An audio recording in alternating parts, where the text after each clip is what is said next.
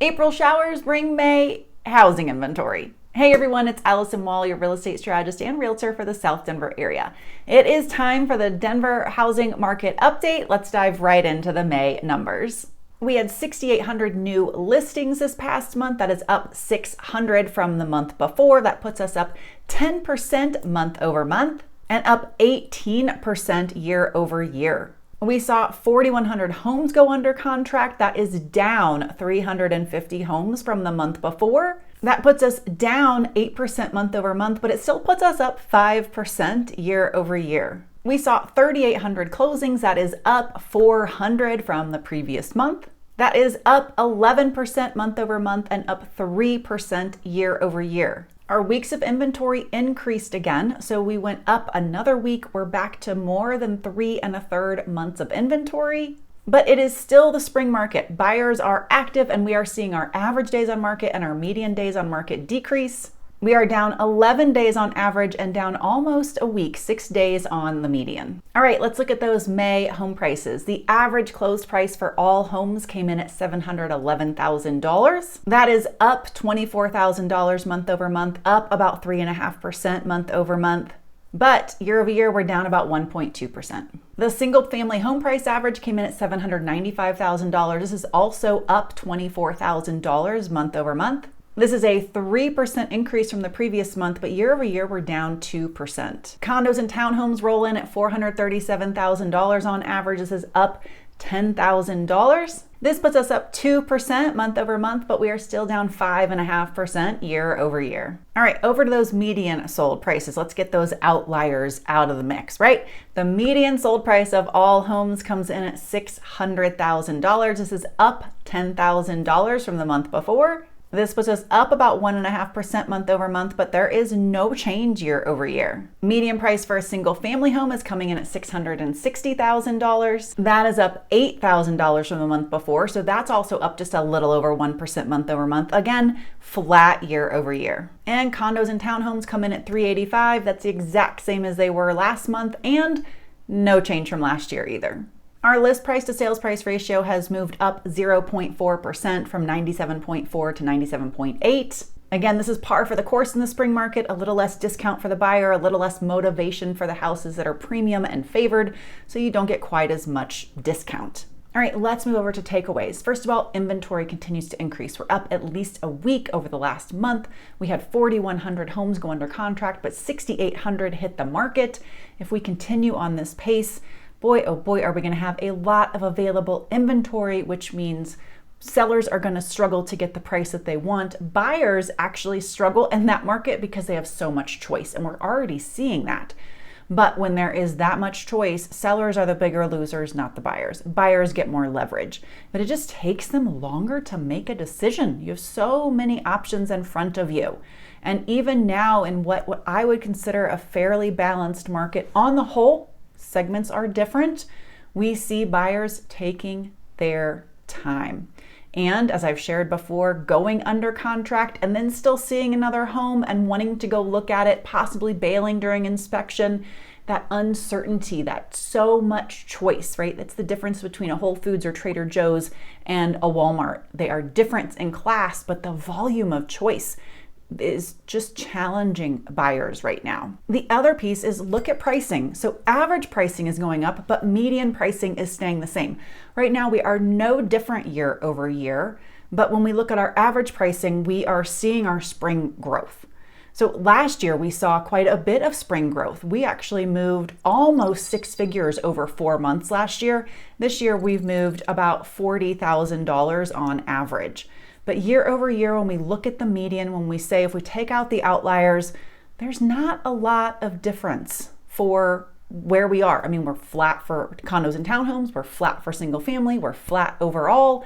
And so we are seeing that we are correcting from our peaks and valleys, peaks and valleys, peaks and valleys. I'm curious if we're going to see moving into the back half of the year if we outpace the back half of last year, because we really had some strong corrections as we got past summer last year. August in particular, September were really rough in 2024. We're a few months away from seeing if we do better or if we just stay on this same sharp trajectory. So stay with me and we'll see. The bigger story I really want to share is what is going on with builders. There is so much opportunity for buyers with builders.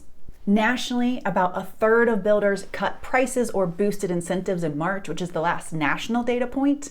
And locally here in Denver, when I pull the numbers, I can only look on MLS. So builders often have a little more held back than what is posted publicly, but they'll offer the same thing on almost all of the inventory as they're offering what's posted publicly if it's ready inventory. What I saw was 50% of what was available in the MLS had price cuts. The median price reduction was 4%. They went as high as 15%. On average, concessions were ranging from $19,000 to $60,000. I will say, oftentimes the max I'm seeing from sellers, and this is dependent on how much you can bring and put down, buyer, as your down payment, because there are rules around that. $65,000 for a home that's in the $1-ish million range is generally the most they're giving. When you get higher than that, if you're bringing more money, it's always related to percent of purchase price and how much you have down. But that 60 to 65 is the most builders are planning to give. Some of the things I'm seeing in the market that continue to support that builders are feeling some pinch, feeling some struggle, and buyers have a lot of leverage. One of the builders I work with very often is at double the capacity of spec homes that they normally are at. I was touring a community the other day where they're brand new. They had 8 specs, complete or nearly complete, not one home sold yet, not one. Went to tour another one with a different set of buyers. They are newly released, they're marketing, they have multiple different floor plans. They are not at public launch yet, but sales trailers up. The models are almost done. You can tour the lots, you could buy whatever you would like. Nothing sold. I have a buyer on contingency with another builder, and they had to extend that contingency multiple times to get their home sold. The builder had no problem with that. That contingency was easy exit. It got extended every time. They do not want to release a ready, willing, and able buyer to put that product back on market and look like they have more inventory, to look like they have more room to negotiate. They would rather have someone ready to purchase that home. And on top of that, for that buyer, we got $100,000 off the price of the house. They cared more about price than they did the additional incentives. So we brought down 10% of home value for them on that purchase with that builder. Now, Denver is not sinking or crashing when it comes to new builds. Zonda, who pulls a lot of data regarding new construction, showed that in March, Denver, Sacramento, Las Vegas had a surge with new builds going under contract. Denver had a 32% increase. They were way above average for other major metro markets in the US. I have talked with my colleagues who sell homes, and they have said that they'll be crazy busy and sell 5 homes in 1 week. And then I'll go back in and talk, and they will share that they're, not as busy and they have a lot of specs sitting. So it seems to come in surges. So there is still so much available for you in terms of opportunity. And then it's based on neighborhoods or floor plan. There's a builder that's not too far from me, and they have an incredibly popular floor plan. And this neighborhood is not very large. They're not going to do a lot of this particularly large home. So every time it comes available, it goes into a bidding war. The other ones, not so much. But this one, you have to go bid on it against other people. So it's in pockets, but consensus, market whole, if you're ready to buy a spec, not build from dirt, you are in control as the buyer. The builders need to move product and need to make quarterly reports or get closer to them. Funny enough, I was sitting at a table the other day with my client doing their pre-construction tour walk with their construction manager supervisor, and we were counting out the months until their house would be ready, and they said about 8. So that put us either in December or January. And I said, I'm expecting your house will be ready in December because it will then meet year-end reports for the builder. And the supervisor said, we don't do that here. They're a publicly held company. I guarantee you they do that. And I have known from other supers that I've met inside that company that they do, but it was just a very interesting pedal back that they're, we never rush a home. We never do that. So they're trying to play cool, but they are absolutely have numbers they have to meet, stakeholder expectations they have to meet. And so remember that. And not every builder finishes on the year end. They do have different points in that final quarter too. So if you're thinking a little later in the year, you need to kind of plan ahead starting around September to look at when those year-end deals kick in. I know we're early, but not everyone's shopping today.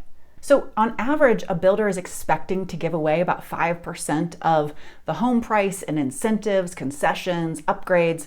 The Wall Street Journal is reporting that some builders they named Lennar are giving up to 13%. So this is pervasive. It's national and the data is available and being picked up nationwide. So leverage as much of this as possible to your advantage in this market or anywhere else where you are watching if you're considering multiple markets, not just Denver.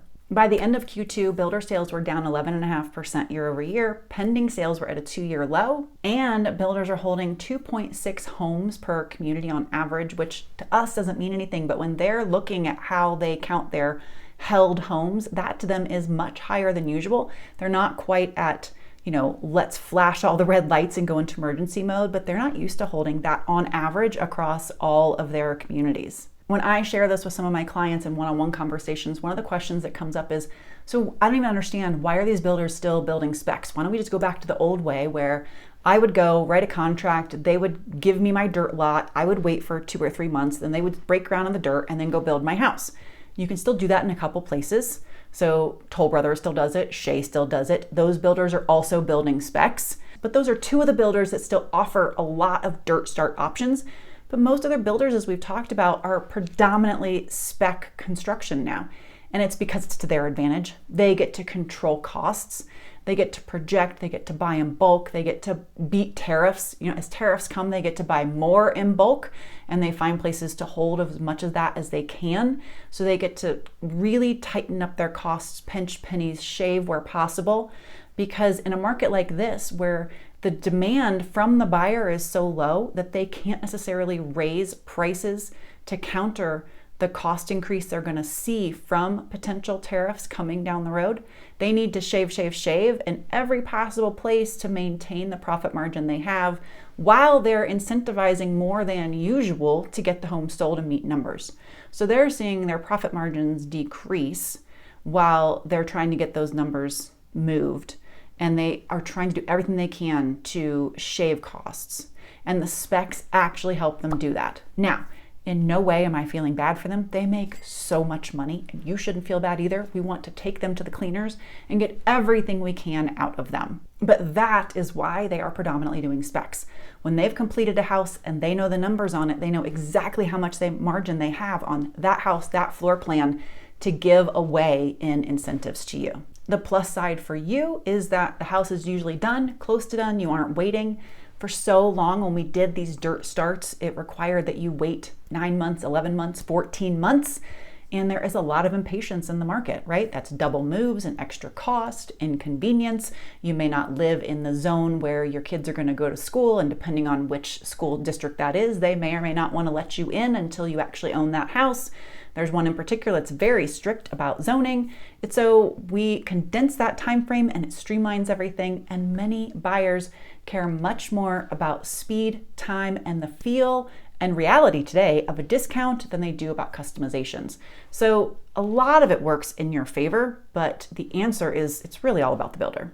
It's minimal to do with you and so much more about them, but there are perks for you. So let's take advantage of this market. If you are ready to buy, then jump in, ring the builders for all you can.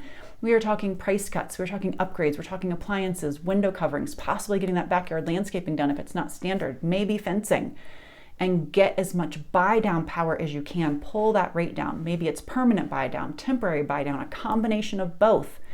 Move every lever you can in your favor. And if you need help, get an agent. If it's in this market and you want to chat with me, please reach out. Another agent may be able to help you in this market and elsewhere. If you need a connection, happy to help you, or find someone who's really skilled in how to pull comps and talk to these salespeople and their upper management to get the number you need. You can't just throw something at them. It doesn't work. You have to back it up. Thank you for hanging with me for this month's market update. If you have questions about the market on the whole, selling, buying, the data, where it comes from, how it helps you, please reach out. I would love to connect. And I will see y'all next week.